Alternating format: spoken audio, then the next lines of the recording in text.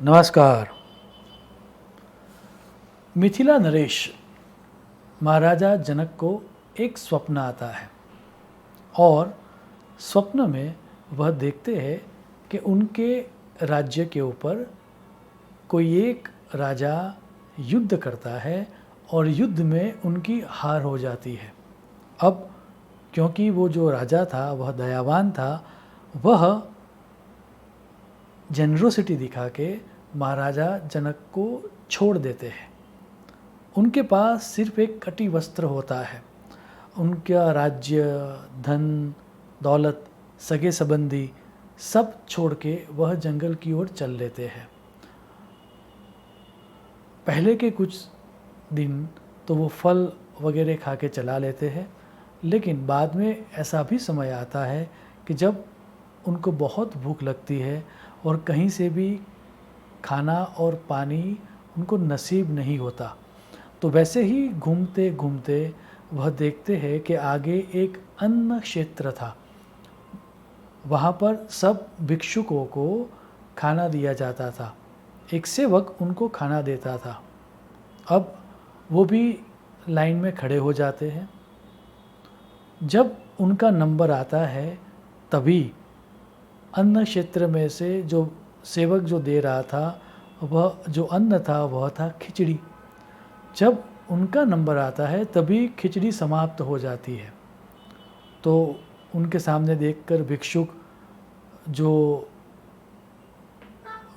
वहाँ का जो साधन था खाने का, वो देख के ये बोलता है कि पूरी खिचड़ी तो ख़त्म हो चुकी है, लेकिन कुछ जली हुई खिचड़ी नीचे है। अगर आप कहो तो मैं आपको वो जली हुई खिचड़ी दे सकता हूँ।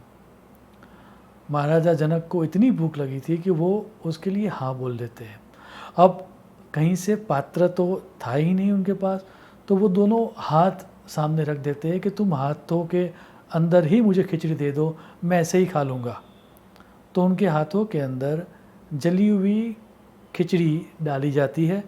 तभी वहाँ से एक बाज पक्षी भी उस खिचड़ी को देखता है और खिचड़ी खाने के लिए उनके हाथों के ऊपर आक्रमण करता है। तो महाराजा जनक के हाथ में से खिचड़ी छूट जाती है और वो ज़मीन के ऊपर गिर जाती है। ये देखकर महाराजा जनक भूख के दुख से आक्रंद होके रो पड़ते हैं कि अरे रे ये क्या हुआ। और वो चिल्लाकर ये बोलते हैं कि अरे रे ये क्या हो गया। और तभी उनकी आंखें खुल जाती है। उनकी रानी, उनके सेवक सब उनके आसपास आ जाते हैं। अभी भी उनकी आँखों में से अश्रुधारा बह रही थी। अभी भी उनकी हार्ट बीट फास्ट चल रही थी। और तभी जनक राजा को एक प्राण प्रश्न जगता है कि वास्तविकता क्या है, रियलिटी क्या है।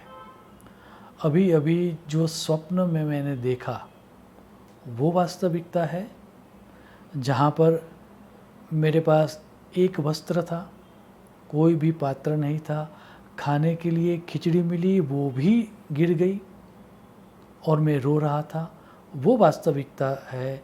या फिर यहाँ पर मैं पलंग पर सो रहा हूँ, मेरे पास रानी है, मेरे पास सेवक है, मेरे पास तरह तरह के पकवान है, भोजन की कोई कमी नहीं है, ये वास्तविकता है। What is reality. अब ये प्रश्न उनके मन में जगा और वो यही बोलते रहे, व्हाट इज़ रियलिटी, वास्तविकता क्या है, सत्य क्या है। और वो चुप हो गए।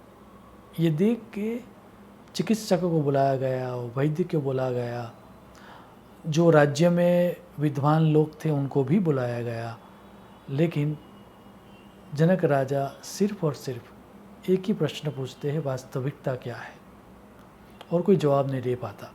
आखिर में अष्टावक्र जी को बुलाया जाता है। अष्टावक्र जी पूरे का पूरा वृत्तांत सुनने के बाद वह राजा के साथ अकेले में बैठते हैं और राजा का पूरा वृत्तांत सुनने के बाद महाराजा जनक को मुनि एक प्रश्न पूछता है अष्टावक्र जी, और वो ये पूछते हैं कि आप मुझे ये बताइए कि जब आप भिक्षुक थे, उस वेश में, उस वास्तविकता में, खिचड़ी जब अब लेने के लिए आप लाइन में खड़े थे, तब राजभवन का कोई मंत्री, सेवक, आपकी रानी या राजभवन की कोई वस्तु वहाँ पर थी? तो महाराजा जनक ने कहा नहीं, वो तो नहीं थी।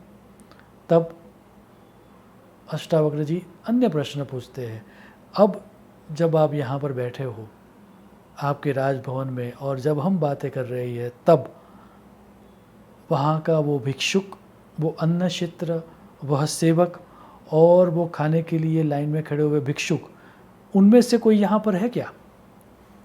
तो महाराजा जनक कहा कि नहीं। तब रहस्यमय बात समझाते हुए अष्टावक्र जी ये कहते हैं कि स्वप्न अवस्था के पदार्थ जब हम जग जाते हैं तब नष्ट हो जाते हैं, और बाहर का जो जगत होता है जब हम सो जाते हैं तब वो जगत नष्ट हो जाता है। जो एक अवस्था में हो और दूसरी अवस्था में न हो, उसको शास्त्र में मिथ्या कहा गया है। याद रहे जनक, स्वप्न अवस्था में जब आप स्वप्न देख रहे थे तब वो अवस्था सत्य थी, और इसीलिए आप रो रहे थे। आपकी जो फीलिंग थी वो वास्तविक थी, आपकी आंखों में से आंसू भी बह रहे थे। तो स्वप्न अवस्था में स्वप्न अवस्था सत्य थी। अभी जब आप जागृत हो तब ये जागृत अवस्था भी सत्य है। इतना ही नहीं, एक तीसरी अवस्था भी होती है जिसको कहा जाता है ड्रीमलेस स्टेट, या गहरी नींद की अवस्था, डीप स्लीप वाली अवस्था, जिसको कहा गया है सुषुप्ति अवस्था। आप स्वप्न अवस्था में हो, आप सुषुप्ति अवस्था में हो या जागृत अवस्था में हो, इन तीनों अवस्थाओं को देखने वाला कोई एक तत्व होता है, वही तत्व वास्तविक है। तीनों अवस्था में एक्सपीरियंस होने वाली जो चीज़ें होती है वो बदलती रहती है। जैसे स्वप्न अवस्था में आप भिक्षुक थे, खिचड़ी थी, जागृत अवस्था में आप राजा हो और तरह तरह के पकवान हैं, सुषुप्ति अवस्था में इन दोनों में से कोई भी नहीं है। लेकिन जो तीनों अवस्था में रहता है वही सत्य है। और फिर इसी बात को समझाते हुए शंकराचार्य जी ने अपने विष्णु सहस्त्र भाष्य की टीका में सत्य क्या है वह समझाता हुआ एक सूत्र दिया है, त्रिकाले अपि तिष्ठति इति सत्। जो जागृत अवस्था, स्वप्न अवस्था और सुषुप्ति अवस्था, इन तीनों अवस्था में रहता है, वह जो अवेयरनेस है, वह अवेयरनेस ही आत्मा है, और वह आत्मा ही वास्तविकता है। बाकी की सब चीज़ें बदलती रहती है। जागृत अवस्था की चीज़ें स्वप्न अवस्था में नहीं होती, स्वप्न अवस्था की चीज़ें जागृत अवस्था में नहीं होती। लेकिन जो तीनों अवस्था में रहता है वह आत्मा ही वास्तविक है। बाकी के पूरे जगत की सभी चीज़ें आभासी है, मिथ्या है या टेम्पररी है। ऐसी ईश्वर चरण को प्रार्थना करते हुए कि ये जो वास्तविकता की समझ जो है वो हम सब के अंदर दृढ़ बनी रहे, ताकि हमारे जीवन में सुख, शाश्वत शांति और परम आनंद की प्राप्ति हो। मैं मेरी वाणी को विराम दूंगा। शुभम भवतु। प्रणाम।